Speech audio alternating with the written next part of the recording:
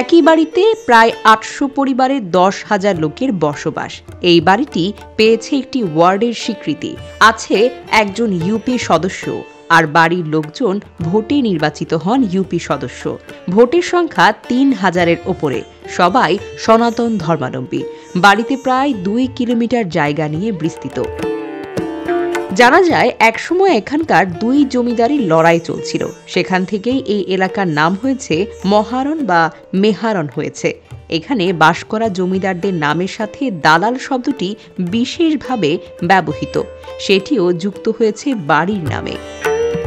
জমিদারদের বংশধর দীপক দালাল বলেছেন, প্রায় ১৫০ বছর আগে দ্বারিকানাথ দালাল এবং আত্মীয় স্বজন কলকাতা থেকে এসে এখানে বসতি স্থাপন করে। জমিদারদের ২ তলা ২ ভবন এখানে কালের সাক্ষী হয়ে দাঁড়িয়ে আছে। পুরো গ্রাম নিয়ে একটি বাড়ি। পেশায় বাড়ির বাসিন্দারা মৎস্যজীবী। বিয়ে শাদী বেশিরভাগ হয় নিজেদের মধ্যে।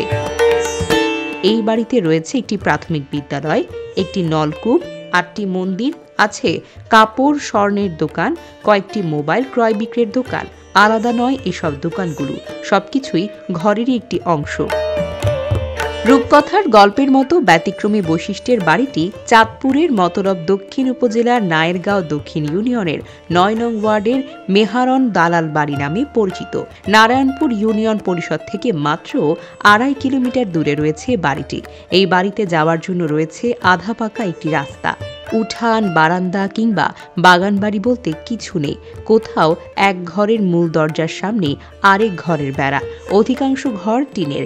ছেলে মেয়েদের পড়াশোনার জন্য রয়েছে একটিমাত্র নিম্নমানের মাধ্যমিক বিদ্যালয়। উচ্চ বিদ্যালয়ে পড়ার জন্য কয়েক মাইল হেঁটে যেতে হয় নারায়ণপুর পপুলার উচ্চ বিদ্যালয়ে।